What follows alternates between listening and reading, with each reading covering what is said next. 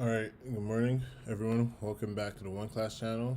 My name is Osehi and I am one of your senior economics tutors for OneClass. Today we're just going to go over a couple of economics questions that some of you might have asked. Our junior tutors would have answered them, and I'm just going to walk you through their thought process. A little bit about myself is I have a bachelor's degree in economics, and I would encourage you to visit the description and the link below. If you have any questions economics related, you need any help with the economics homework, and you just need some tutoring for economics, we encourage you to visit the link in the description below, and myself or the other senior tutor could help you, or someone else could just help you with some of your problems. Our junior tutors are also there to answer some of your questions. So with that being said, let's just get started on some of these questions. So I actually was streaming just not too long ago and had a little technical difficulties. So let's hope this goes well. So question number 1. The demand and cost equation is set to Q equals 100 minus 5P. Total cost equals 100 plus 4Q. If fixed costs were underestimated by 30%, what price and quantity should the firm charge and produce to maximize profits? So first things first, we know when maximizing profits, marginal revenue equals marginal cost. That being said, let's write out our demand equation, which is Q equals 100 minus 5P, and total cost equals 100 plus 4Q. Now we're going to take the demand equation and solve for P. So we're making the inverse demand. And that would be P equals 20 minus 0.2 Q.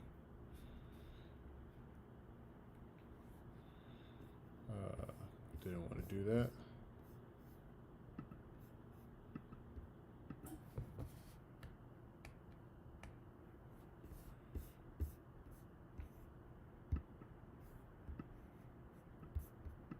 It's not be happening again. Okay, so our demand equation is 200 minus 0.2 Q. And we'll just take our total revenue function, which is P multiplied by Q. So total revenue, again, would be 200 minus 0.2 Q multiplied by Q, which is equals to 200 Q minus 0.2 Q squared. Now we know that our question said that fixed costs were underestimated by 30%. So our total cost function initially was 100 plus 4Q. And if fixed costs, which is 100 over here, were underestimated by 30%, actual fixed costs would be 100 multiplied by 1.30, which equals 130. So actual fixed cost function is TC equals 130 plus 4Q. Now we get to equating marginal revenue and marginal cost together. So I'm just going to bring down the total revenue function here again. Total revenue equals 200 minus Q minus 0.2. Apologies.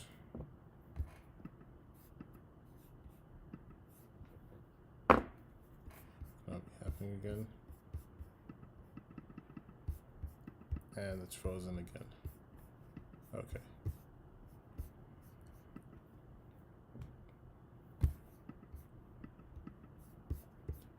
Why is it frozen again?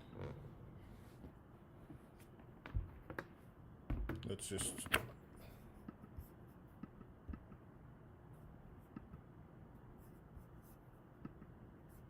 Okay.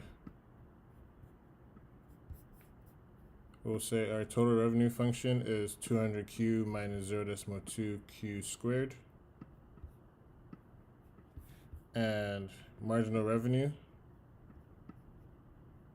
we know is the derivative of the total revenue function, so that's 200 minus 0.4 Q, and marginal cost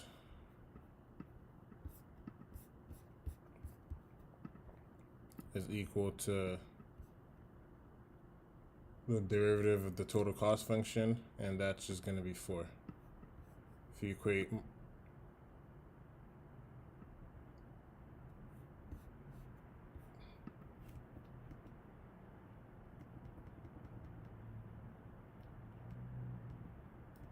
so first of all, the mistake right here, the price should be 20 minus 0.2 Q, and again, this should be 20, this should be 20, and our total revenue function should actually be 20. So the derivative would be 20 minus 0.4 Q, and our price function, our marginal cost function, is the derivative of total cost, which is just 4. And when we equate marginal revenue equals to marginal cost, we have 20 minus 0.4 Q equals 4. That's 0.4 Q equals 16, and Q would equal to 40, because 16 divided by 0.4 is 40. And once we have our Q, we have to sub that back into the price function, which, as we remember, is 20 minus 0.2 Q, and that's equal to 20 minus 0.4, 0.2 multiplied by 40 is 8, and that equals 12. And with that being said, we're saying the firm should charge a price of 12 and a quantity of 40. And let's see if our tutor agrees here. So they go through the process of getting the inverse demand, which is 20 minus Q over 5, which is also 20 minus 0.2 Q. Total revenue function is P multiplied by Q. You found the marginal revenue as 20 minus 2 over 5 Q, which is also the same as 20 minus 0.4 Q.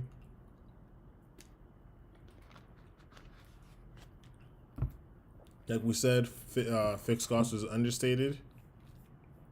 So the actual fixed cost was 1 plus 0.3 multiplied by 100, which gave us 130, which meant our actual total cost curve was 130 plus 4Q, and the marginal cost is just the derivative, which is 4. Marginal revenue equals marginal cost.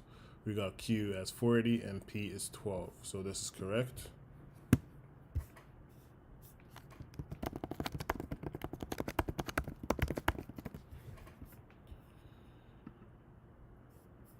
And we're going to move on to question number 2.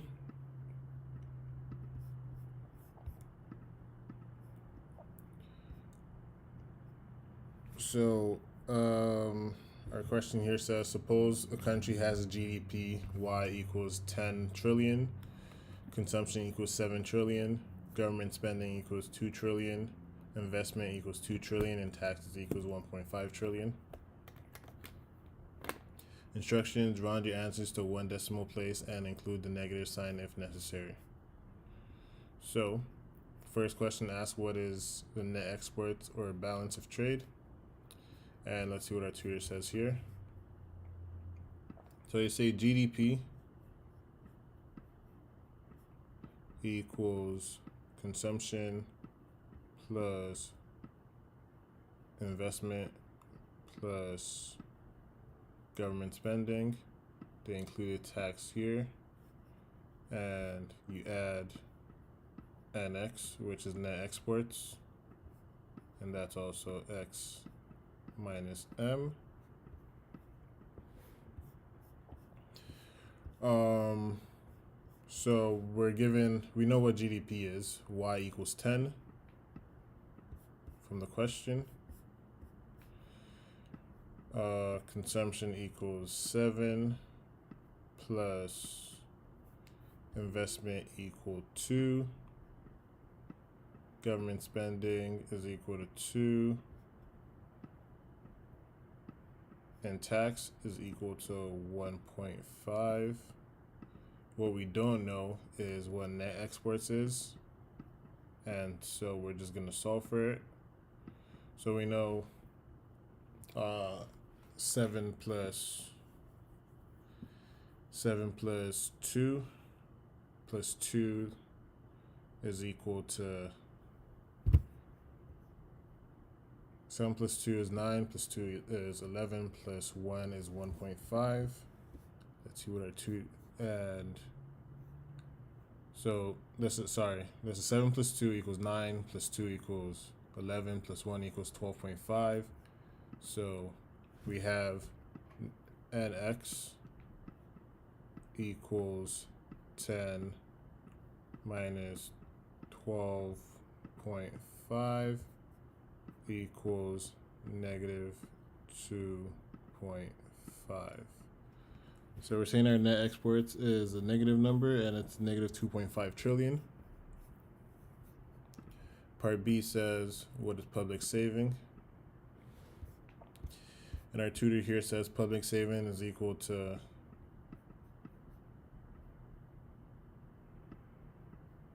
equals investment minus private saving, which equals to 2 minus 1.5 equals 0.5 trillion. So we're saying our private saving in this scenario is taxes of 1.5 trillion. And part C is asking us for what private savings is. And our tutor describes private saving.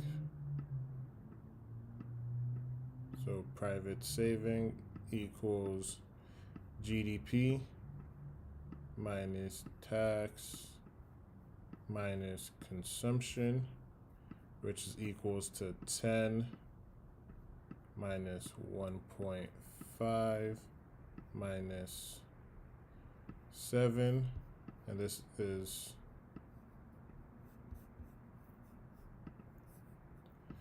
equal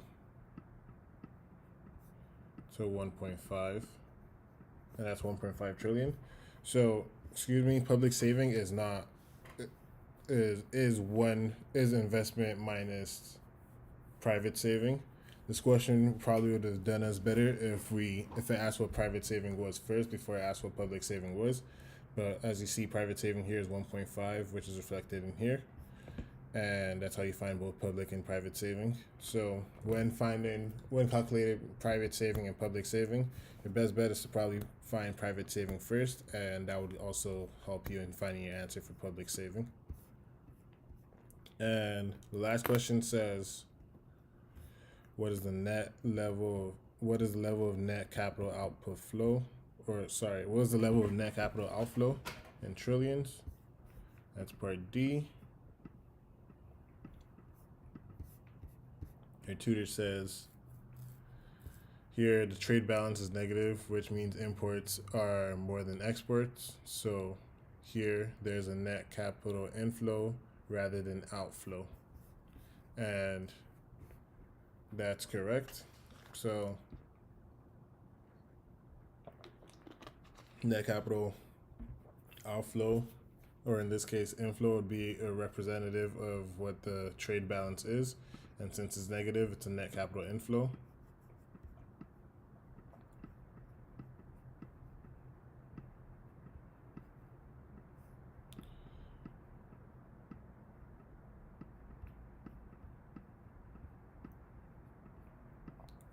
There'll be a net capital inflow of 2.5 trillion.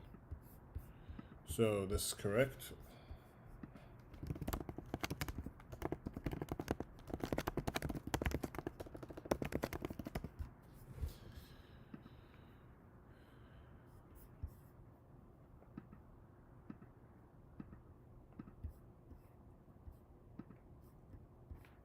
So this question number 3.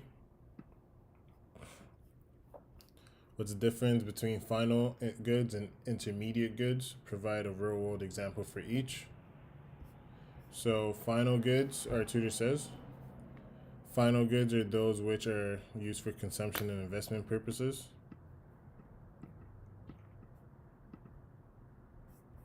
See what I could do.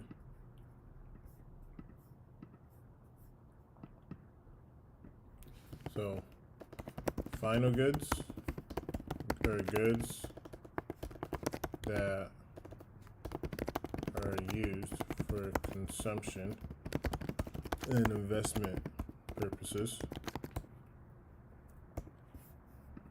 Then skip over to their definition of intermediate goods. And intermediate goods are middle of the road merchandise that allude to those merchandises which are utilized either for resale or for encouraged creation around the same time.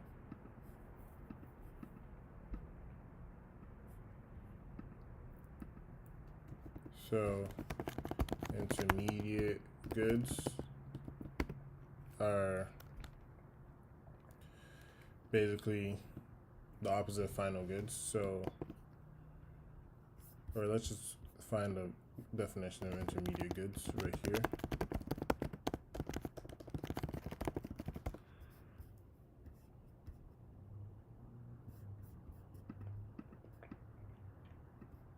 So from this, we know an intermediate good is a product used to produce a final good or a finished product. That's just a simple definition. So based on those two definitions, final goods include goods bought by buyer families as they are implied for conclusive utilization. For example, drain obtained by families. Goods obtained by firms for capital development or speculation, like apparatus acquired by a firm. It must be noted that last merchandise are neither exchanged nor utilized for further change during this time spent creation. Milk purchased by a household for consumption. So some examples of final goods are milk purchased by a household for consumption and cars purchased as an investment. So that's correct. With milk, you're not really using that milk to produce more. Maybe in the family you might use it to bake or as the complement for your cereal, but that's not whatever you're making in your household isn't really captured in GDP, so it's not considered a final good. So once you purchase the milk, that's your consumption and that's your household consumption, and that milk purchase is considered final. So, and the same thing with a car. If you purchase a car, as long as it's a new car and you're not purchasing for someone else and you're not transferring ownership from someone else, as long as you're purchasing a new car, that car is considered a final good, and it affects GDP. So final goods, also another key point that we'll need to add here is final goods affect GDP, whereas intermediate goods do not.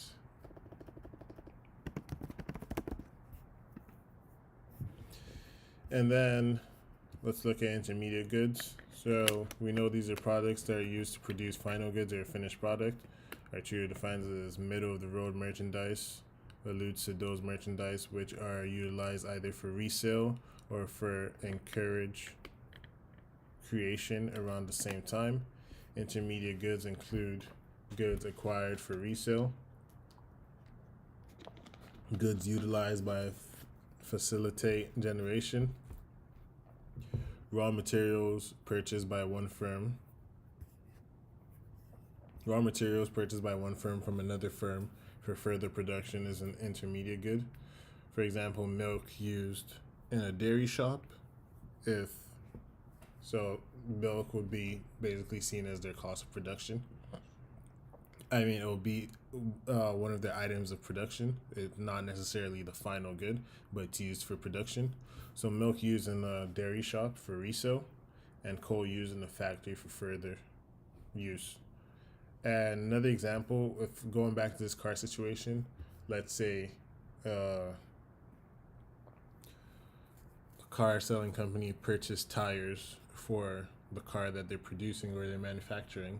Those tires would also be considered an intermediate good because, again, they're being used to produce the final good, which is the car.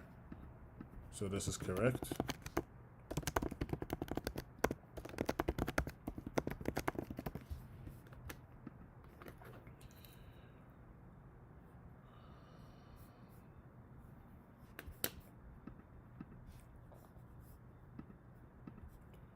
So we're on question number 4 now. Question reads, suppose you are scheduled to work at your job for 4 hours Friday night, where you make $10 per hour. However, once Friday arrives, you decide to call in sick so you can go to the movies with your friends.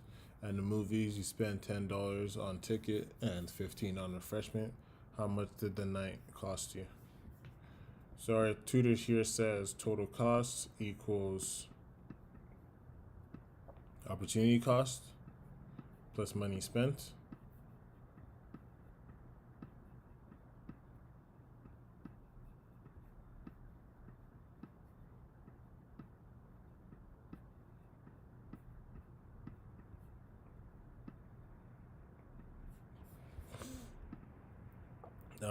opportunity cost refers to the benefit that a person could have received but gave up to take another course of action, and that's correct.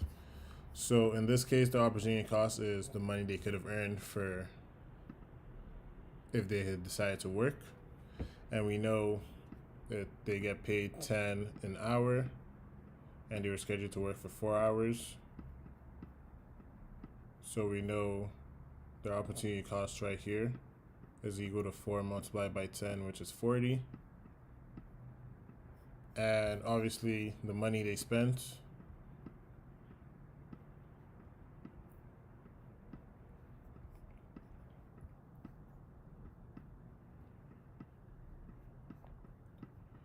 is equal to the $10 on the ticket plus 15 on refreshments, which is equals to 25.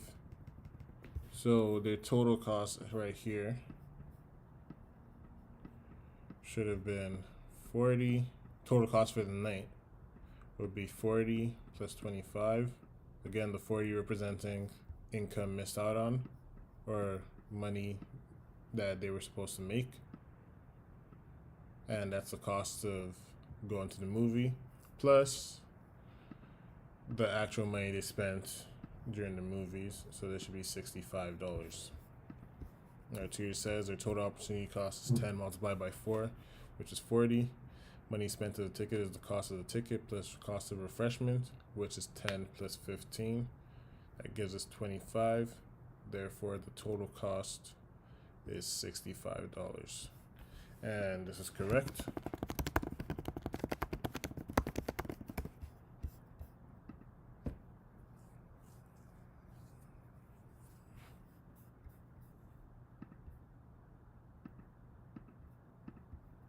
Question number 5.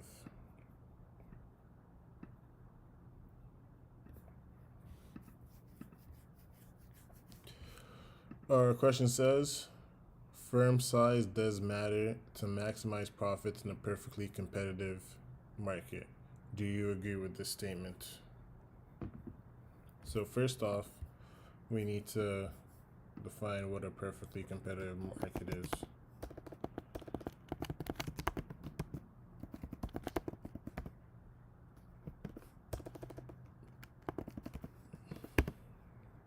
So in a perfectly competitive market, there are many buyers and many sellers who are well informed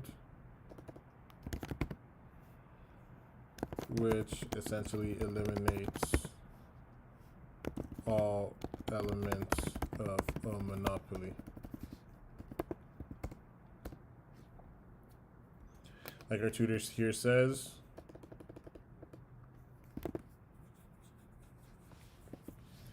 in a perfect competition, firms are price takers,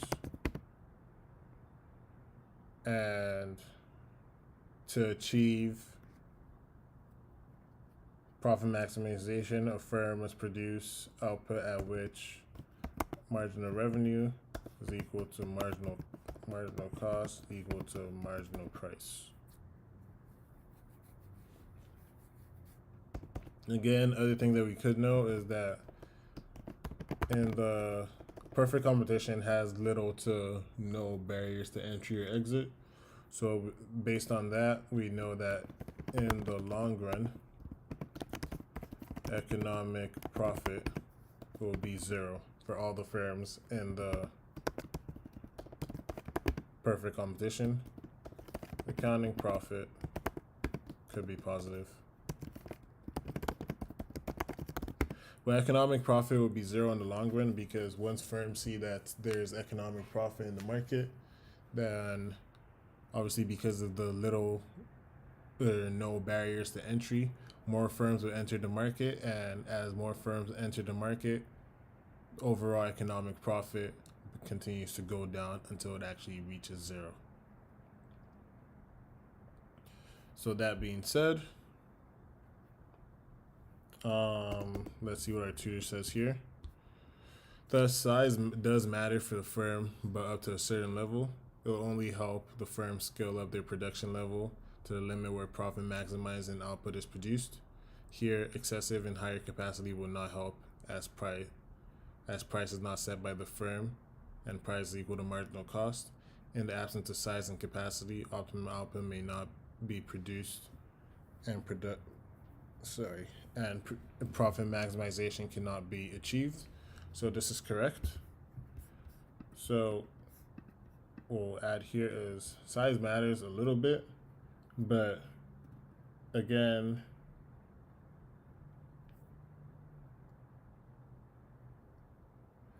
in the perfect competition,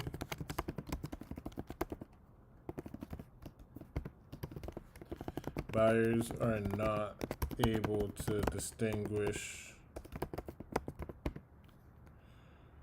based on physical attributes. That's not how you spell attributes. Based on physical attributes such as size and other intangible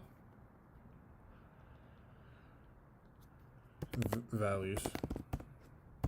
So when our tutor says size does matter, the key thing here is that it would only help scale up the production level. It only helps scale up the production level. But because firms here are price takers, your size of the firm really doesn't help you determine what price to charge and etc. At the very most, it just helps scale up your production level. And since all firms are basically charging the same,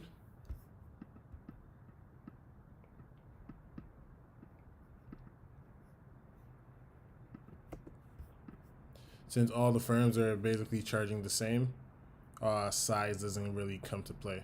So the only thing size really does is help scale up your production level, meaning you sell more, or you just have more goods available to be sold. But at the end of it, because in a perfect competition, all the sellers in the market are all selling similar to very identical goods, then you're charging price, which is marginal profit equals marginal cost, which is also equal to your price level, and size doesn't really come to an effect. So size only matters up to a certain level, and like our tutor highlighted here, it will only help scale the certain firm's production level. So this is correct.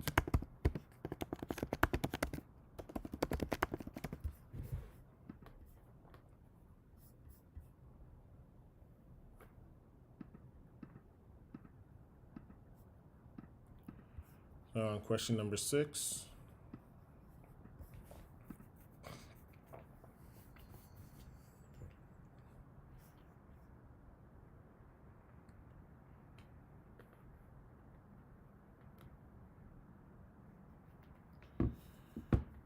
Question number 6 says, describe 3 kinds of market failure that might be justifications for government intervention in the economy.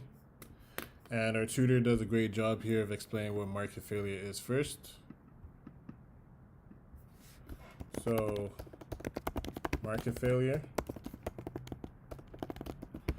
is a situation that occurs when there is inefficiency in the allocation of resources in the free market. These failures have solutions, and some of these failures require government mediations. So, that is correct. Market failure occurs when there is an inefficiency in the allocation of resources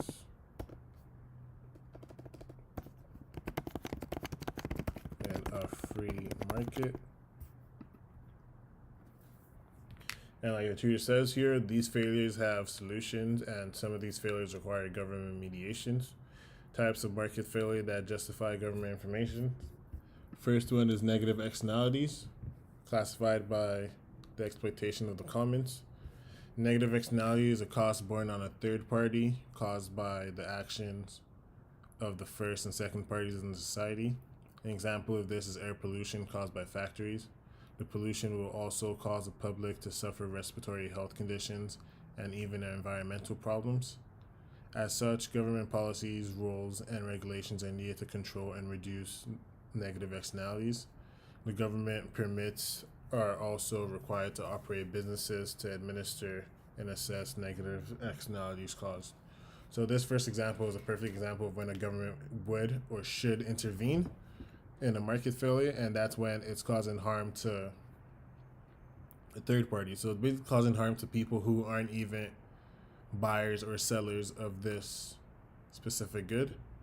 And factories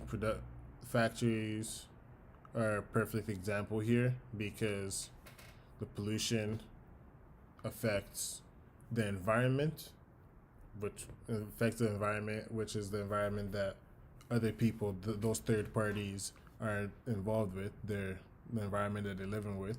And it also affects health issues like respiratory health conditions. And for that negative externality not to have too much of an impact, or to even reduce that negative externality, this negative externality of pollution, the government might intervene and set some sort of policies that limits pollution or causes firms to have to pay per the pollution they emit. So that would be one market failure that the government would need to intervene in. Let's see what our tutor says is number 2.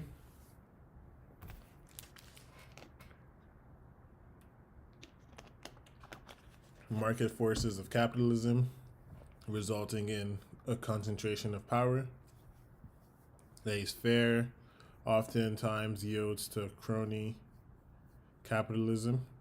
This would result in a concentration of power in the marketed industry among a few firms, in which the market economy will be misconstrued and would further cause exploitation of the poor. The concentration of power of businesses in the market could give them the power to control prices and quantity of goods and services they sell in the market. This necessitates the interference of government to regulate through laws of policies the market in the market to protect the interests of customers.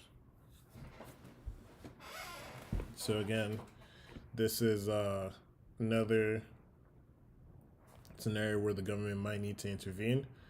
And son is that if and it will usually come up in a situation where a market or someone in the market is trying to exploit the its consumers. So, for example, if they have too much control of the power, too much market power to control the prices and the quantity of goods and services they sell on the market, they might sell very few goods and charge them at an insane price. And a government intervention in this case could be setting price ceilings. So this is the max that you could charge for per good, and you might see this in rent control in certain areas of wherever you're living at. There might be laws that the government says that the max rent you could charge is XYZ, and that would just be an example of the government intervening and maybe causing rent, or people who own these apartment buildings or houses and they're renting it out, cause them to charge a fair and reasonable price to its consumers and not necessarily exploit its consumers because they have complete control over market power. And our third example over here, a tutor says, is asymmetry of information. Producers often sell goods and services in which quality of the products and their reputation as a seller is not publicly known.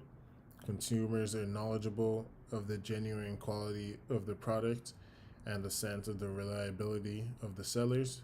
This results in an asymmetry of information. Information is not clearly disseminated to the public. This justifies for the government intervention for reliability and availability of information. For example, before food is out on the market, such as canned good, it is duly examined by the Bureau and the Food Authority.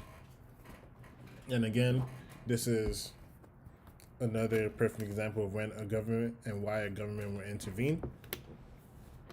And it's when the buyers, the consumers, don't have enough information about the good and they don't know too much about the good. And the example here would be, for example, before food is out on the market, such as canned good, it is duly examined by the Bureau of Food and Authority. So that's the government playing its part in just intervening, making sure that the good that is being put out in the market is should actually be put out on the market, and it shouldn't cause any sort of negative externality to its consumers. So when there's asymmetry of information, the government might intervene. For example, in the food description, like our tutor said here, they might intervene and examine the products before they're actually put out in the market. So all these three, asymmetry of information, market forces of capitalism resulting in a concentration of power, and negative externalities, are all three forms of market failure in which the government should and would intervene. So this is correct.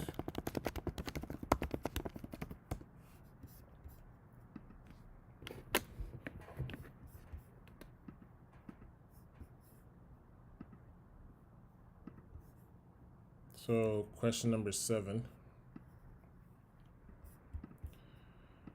Question reads,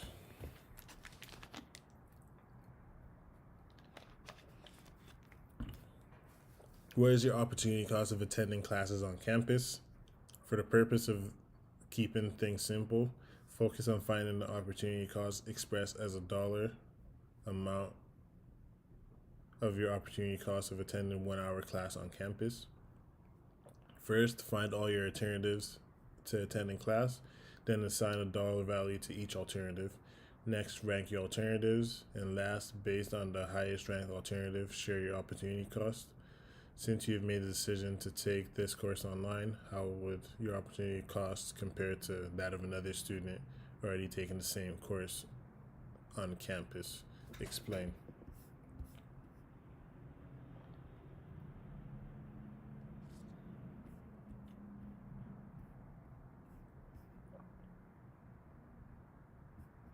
Okay, so like our tutor says here, opportunity cost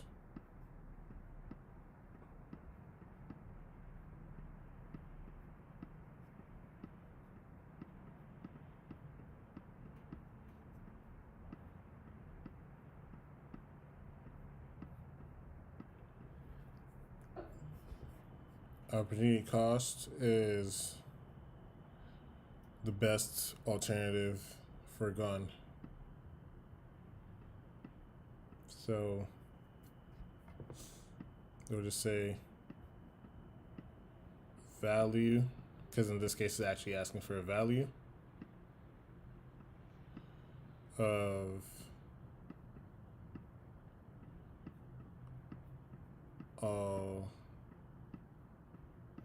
alternative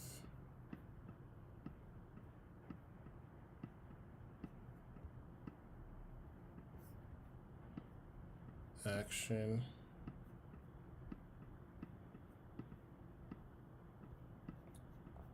that is foregone.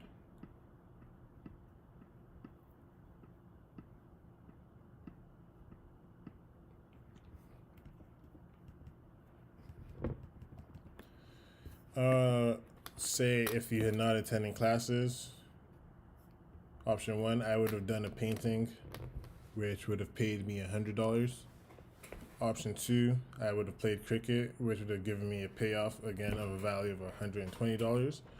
Or 3, I would have slept at home, which would have given me a payoff of $150. In this case, our best from our alternative actions, our best, what gives us the highest payoff is $150 for sleeping at home. So like if the question asks us to rank this from highest ranked alternative, our highest ranked alternative here would be $150 for sleeping at home. Or second highest would be $120 for playing cricket. Third highest would be $100 for painting. And our tutor says the opportunity cost of attending classes on campus would be $150, which is option number 3, which is the best alternative foregone, and that is sleeping at home, which gives us a payoff of $150. So again, from this definition, opportunity cost is the value of the best alternative that you forego to participate in some economic activity. In this scenario, our economic activity is attending class on campus. And if we had decided not to attend class on campus, then these options that we would have done here, these alternatives that we would have done instead, our highest payoff, our best alternative action is the one that would give us the highest payoff of $150, which would be sleeping at home. So therefore, our opportunity cost in this scenario would be $150 that we get from sleeping at home. So this is correct.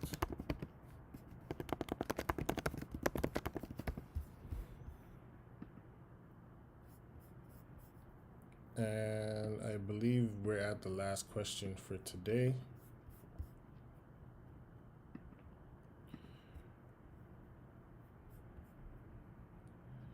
So it says in 2011, consumption spending is $7,000, government purchasing is $2,000, investment spending is $1,500. If we know that GDP is 10,300, then exports are 600 and imports are 800. So how do you calculate the answer? I think this question was basically again asking what our exports would be if we know what our net exports would be if we have all the information above. So this is probably correct, but we're just going to solve this to show you how you would solve that.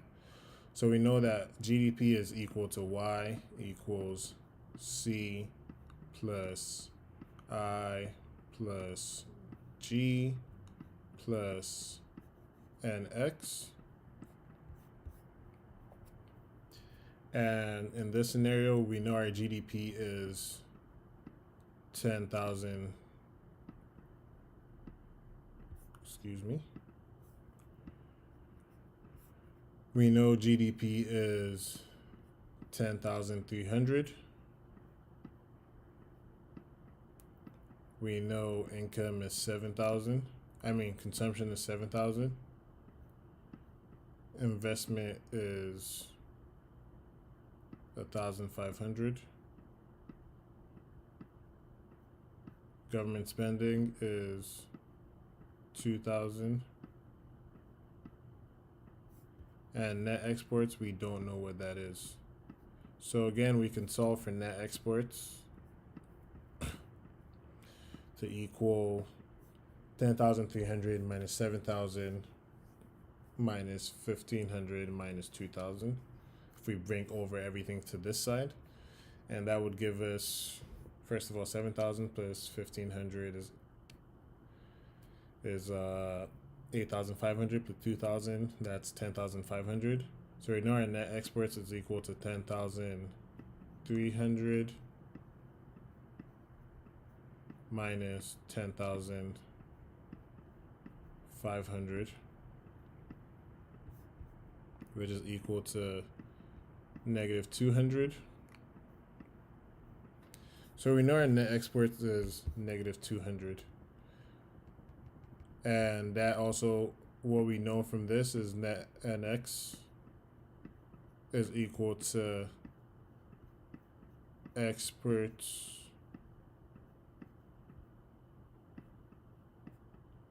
minus imports.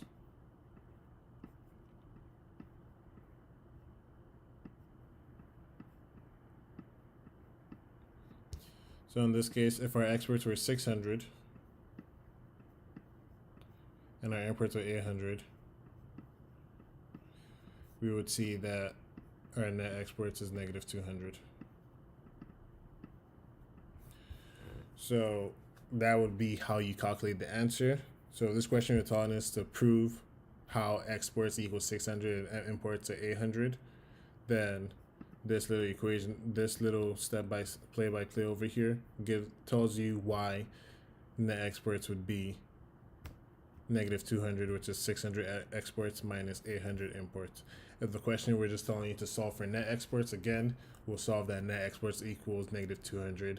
And in that case, ignoring this over here, then it's telling us that exports and imports could be any combination that gives us negative 200. So example, exports could be 1,100 and imports could be 1,300. Yeah, and that would give you negative 200. But if it's simply telling us to prove that exports are 600 and imports are 800, this is our play-by-play over here. Let's see what our tutor says. GDP equals consumption plus government plus investment plus export minus imports. Export minus imports is equal to net exports. Once we solve it, we know that net exports equals negative 200, and therefore it is proved from the above conditions that net exports minus imports, which is 600 minus 800, equals negative 200. Tutor then goes in to say gross means GDP measures production regardless of the various uses to which production can be put. Production can be used for intermediate consumption, for investment in new fixed assets or inventories, or for replacing depreciated fixed assets. Domestic means gross GDP measures production that takes place within a country's borders. In the expenditure method equation given above, the export minus imports term is necessary in order to null out the expenditures on things not produced in the country, which are imports, and add things produced but not sold in the country, which are exports. So this is